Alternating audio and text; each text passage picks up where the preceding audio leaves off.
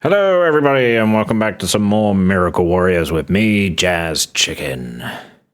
Today we're gonna do some more erotic fanfiction, only this time Big Timmy is sadly not with us as he is with his family.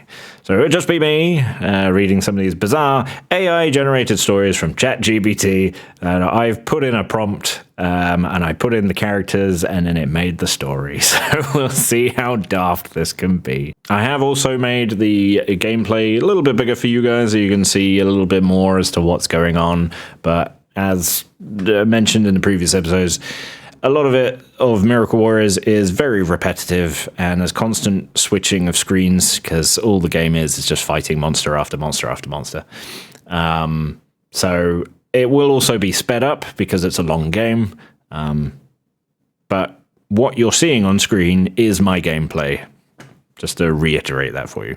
Anyway, diving into the first story of Go-Go Gadget compatibility issues. I wonder who the first character can be. Obviously, we're just going with what we did last time. See if you can guess the characters in these stories.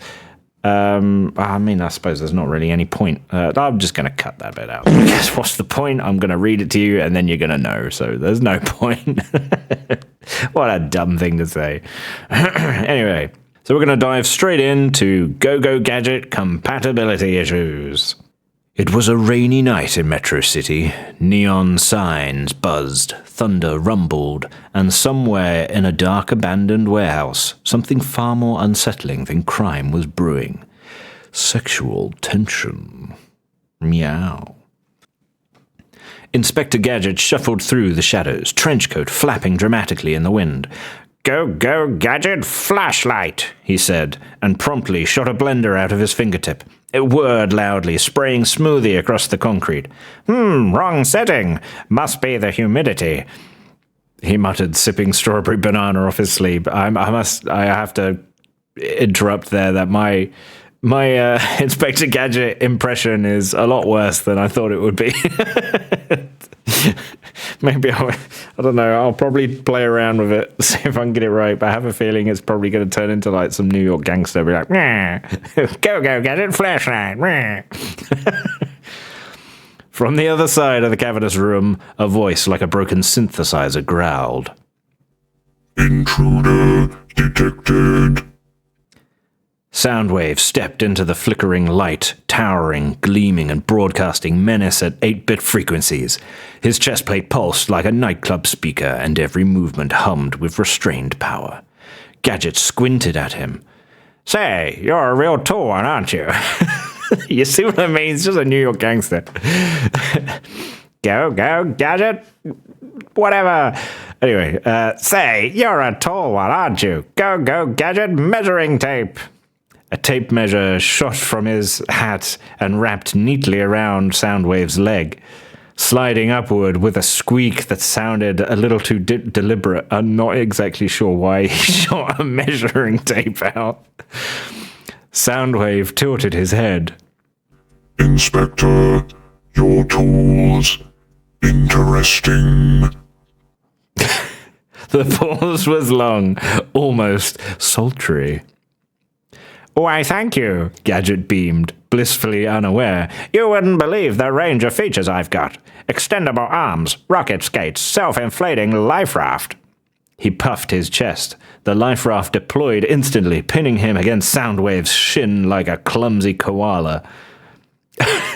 Soundwave emitted a low hum. It sounded suspiciously like a bass drop. Closeness increased. Compatibility possible." From inside his chest, a cassette popped free. Laserbeak. The tiny robot bird squawked, circling Gadget like an intrusive wingman. "Shoo, birdie!" Gadget swatted, his spring-loaded hand accidentally gripping Soundwave's knee joint. They deliberately put a pause there. Knee joint. He squeezed hard. "Wow, solid construction. They don't build them like this in Metro City." Soundwave froze. The warehouse lights flickered. "Sensors overloaded." Gadget adjusted his hat. "Well, you seem like a... how do I put this? Very sound individual. He chuckled at his own pun, elbowing Soundwave's thigh plating. The Decepticon let out a mechanical whir that might have been frustration, or perhaps arousal. Inspector, request merge frequencies. Merge frequencies? Oh, I see. Gadget nodded sagely. You want to sync Bluetooth? Sorry, I'm still on 2G. What? He tapped his ear, producing a car antenna, a satellite dish, and finally, a disco ball. It spun, scattering shards of light across Soundwave's gleaming body. Go, go, Gadget, dance party! Gadget announced. His legs telescoped and began gyrating with alarming rhythm. Is Inspector Gadget now? It's now like, I don't know, a stripper at a nightclub or something. He's just giving a lap dance to Soundwave. Soundwave stepped closer, looming over him, voice deep as thunder. Inspector, your movements unexpected, yet stimulating. As Gadget's gadgets malfunctioned in increasingly compromising ways, a vacuum hose latched onto Soundwave's waist. His umbrella popped open between them. A grappling hook clanged onto the Decepticon's shoulder. The two figures stood locked in an absurd dance of innuendo and malfunctioning machinery. Laserbeak and Ravage exchanged an awkward glance, then quietly slunk back into Soundwave's chest compartment. There's always a character that has like a weird, awkward moment. Some things were too weird even for Decepticons. Finally, Gadget stumbled against Soundwave's chest, hat falling off. Gosh, he whispered. Oh, gosh, he whispered, eyes wide. You're warm for a robot. Soundwave's response was a low, vibrating rumble that shook the entire warehouse. Gadget initiating full connection. The lights cut out. The rain hammered harder outside. Somewhere in the dark, a spring went sproing, and both man and machine knew they had crossed a boundary that neither Dr. Claw nor Megatron could have possibly foreseen. All right. Next up, we have A Spoonful of Rads.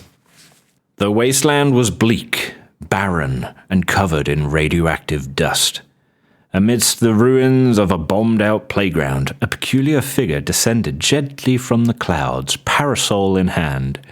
Mary Poppins touched down with perfect grace, brushing not a speck of dirt on her spotless shoes. Spit spot, she said crisply. I must say, this landscape could use a touch of tidying up. From a nearby crater, a gravelly voice croaked. Well now, ain't you a sight for sore everything? Harold the Ghoul shuffled forward, bark sprouting from his head, his face the texture of an old boot left in the sun too long. His smile was crooked, but oddly charming. Mary tilted her head, not flinching. My, you look like you've been through quite the rough patch. Harold scratched his leafy scalp. You could say I'm a man of deep roots. The pause was heavy, suggestive. The tree growing from his skull rustled knowingly in the wind. Next chapter, Umbrella meets Mutant. Well then, Mary said, brisk as ever, I suppose a spoonful of sugar won't fix this, but perhaps. She opened her umbrella with a snap, its handle shaped like a cheeky parrot. A little shade might do you good. Harold chuckled, the sound like gravel in a blender. Darling, I've been baking in the sun for 200 years. You standing next to me feels like a downright breeze. Mary arched an eyebrow. How flattering. Go on. His bark creaked as he leaned closer. You know, you smell like daisies and old books. I smell like, well, feral ghoul sweat. Opposites attract, don't they? Mary smirked, her primness cracking ever so slightly. I do believe they do. Though I warn you, she tapped his chest with the umbrella, I am practically perfect in every way. Harold's grin widened. Good thing I ain't. The next chapter. The temptation of tea. Mary reached into her carpet bag, and produced impossibly a full tea set. She laid it delicately on a broken cinder block. Tea, Mr. Harold. Tea, he rasped. Ain't had nothing but rat away and iguana bits in decades. She poured, and the steaming cup somehow smelled of Earl Grey instead of scorched earth. Harold lifted it with both hands, claws trembling. He slurped. His eyes rolled back. Sweet, merciful atom. That's sublime. Mary leaned closer, her voice dropping to a hush. Just imagine what else I could offer. Damn. Mary Poppins like zombies. The umbrella's parrot handled... the umbrella's parrot handle whistled suggestively. Okay. Next chapter, a musical interlude of sorts. Harold shifted nervously, the tree on his head shedding a leaf. Ma'am, I ain't exactly presentable. Skin's falling off, smell could peel paint. Mary chuckled, brushing his cheek with a gloved hand. Nonsense. I've had worse dance partners. She began to hum a tune, her voice crisp and perfect as if the wasteland itself were her stage. Harold tapped one gnarled foot in rhythm. Then, awkwardly, he took her hand, his bark-skinned fingers entwined with her delicate white gloves. The two swayed among the rubble, the cracked asphalt their ballroom. Every step squeaked with irradiated romance. Oh, it's doing a lot of separate chapters. There's a lot of small chapters. The climax with chimneys and fallout. As they danced, Harold stumbled, tumbling forward. Mary caught him with impossible strength, her umbrella hooking his waist. They landed in a heap atop a pile of broken Nuka-Cola bottles. He looked up at her, eyes wide, face inches from hers. Well, sugar, he muttered, guess I'm the one being swept off my feet. Mary smirked, hair perfectly in place despite the chaos. My dear Harold, she said, voice like silk, with me every encounter is supercalifragilistic... Wait. Oh, okay. Supercalifragilisticexpialidocious. I had to think about that one. And with that, the prim and proper nanny and the bark-skinned wasteland ghoul disappeared behind her umbrella's canopy, leaving only the sound of rustling leaves, hummingbirds, and one very smug parrot handle. I don't remember the parrot handle being alive. I might have to watch the film again to double check. Was the parrot handle always alive? I don't remember this. Well, that was certainly a bizarre one. So I made these like last year, like early last year, so I don't even remember these anymore. Okay, who we got next? It was a hot summer afternoon in Jellystone Park. The birds chirped, the leaves rustled, and somewhere near the ranger's station, a legend was about to be born. A legend written not in picnic baskets, but in sweet spandex and raw sexual tension. Yogi Bear lumbered out from the bushes, paws full of freshly borrowed picnic baskets. Hey, I'm smarter than the average bear, boo-boo. Look at all these sandwiches. He opened the lid, only to find not sandwiches, not potato salad, not even fried chicken, but 2 ice-cold beers. And standing right behind him, shirtless and glistening with the fury of 1,000 Texas rattlesnakes, was Stone Cold Steve Austin. What? Austin barked, his voice echoing through the park. Did you just steal my beers, son? Yogi froze. He turned slowly, sweat dripping from his furry brow. Technically, they were unattended in a wicker basket, which, by park regulations, makes them communal. Austin stomped closer, cracking open another can with his bare hands and letting the foam spill down his chest. He chugged half of it in one go, then crushed the can against his forehead. Ain't nothing communal about stone cold beer, boy. You mess with the basket. You mess with the rattlesnake. Yogi swallowed hard, his picnic instincts colliding with the realization that he was in the presence of raw, dangerous masculinity. Now, Steve, let's not be hasty. Maybe we can share the basket. Austin narrowed his eyes. You're barking up the wrong tree, furball. But if you think you can handle stone cold... He ripped off his vest with one swift motion, tossing it into the grass. Then let's see how wild you really get. I know, my accent's terrible, but who cares? The tensions in the clearing could have curdled milk. Yogi, sweating through his collar, tugged nervously at his tie. Gee, Mr. Austin, you're a lot more ripped than the average ranger. Austin growled low, stepping even closer. And that's the bottom line, 'cause Stone Cold says so. He shoved Yogi back against a tree, chest to chest, fur to flesh, the air vibrating with unspoken intent. Yogi's picnic basket slipped from his paws, spilling apples and sandwiches across the dirt. I thought the picnic basket only had 2 cans of beer in it. Where do these apples and sandwiches come from? Oh dear, he stammered. I think I just lost my appetite for lunch.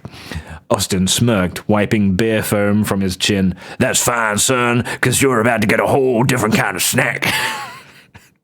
The two locked eyes, one pair burning with Texan fury, the other wide with ursine panic. Somewhere in the distance, Boo Boo quietly tiptoed away, muttering, I don't think I'm ready for this kind of wrestling match, Yogi.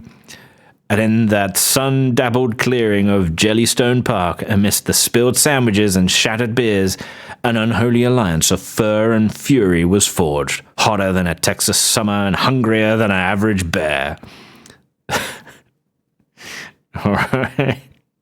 Ooh, yeah, Piglet. Best title. You already know who the characters are. Piglet had never expected this. He had gone out for a simple stroll in the 100-acre woods, perhaps to collect some acorns, when suddenly the ground began to tremble. The leaves rustled, the air thickened with testosterone and beef jerky aroma. From behind a tree burst Macho Man Randy Savage, sequins glinting, shades reflecting the sun, tassels whipping through the air like fiery whips of destiny. Ooh, yeah, Piglet! Randy bellowed, flexing so hard that 3 squirrels fainted on the spot. The cream of the crop has risen, and the cream is you, brother. Piglet squeaked, clutching his tiny hooves to his chest. Oh, dear, Mr. Savage. I'm not sure what you mean. Randy leaned down, his mustache quivering with barely restrained passion. I mean, you and me are gonna snap into some adventure, dig it? Tag team style. 2 forces of nature colliding like thunder and lightning in the steamiest storm the 100-acre wood has ever seen. Ooh, yeah. Piglet's knees wobbled like a bowl of gelatin left in the sun. Oh, goodness. Randy ripped off his shirt in one fluid, oily motion, revealing a chest so glistening it could have doubled as a slip and slide. The forest birds whistled approvingly. The forest birds are like, oh, damn. Don't be shy, little man, Randy purred. I've wrestled giants, I've wrestled destiny, but tonight I wrestle with my feelings, oh yeah. He wrestles with his feelings.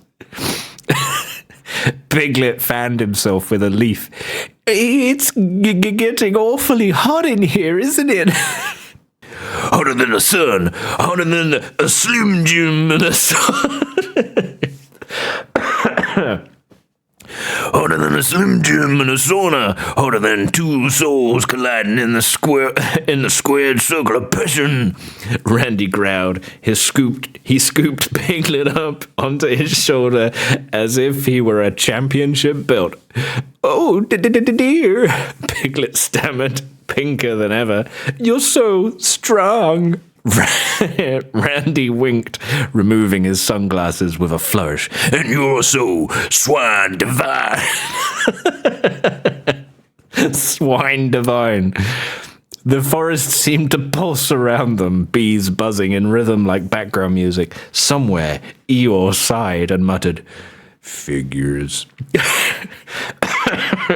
So Eeyore was just like, oh yeah, figures Piglet would sleep with a wrestler. He does this all the time. And as the sun set, painting the sky in fiery shades of red and gold, Randy Savage whispered huskily, tonight, Piglet, we're gonna go, ooh yeah, all the way to the ropes. What does that even mean? Okay. So I did redo the Yogi Bear and Austin one, so this is probably the better version, as it's split into 2 chapters, a slightly longer one. So I'll read that one for you. The title is Smokey's Got Nothing on Me, Yogi.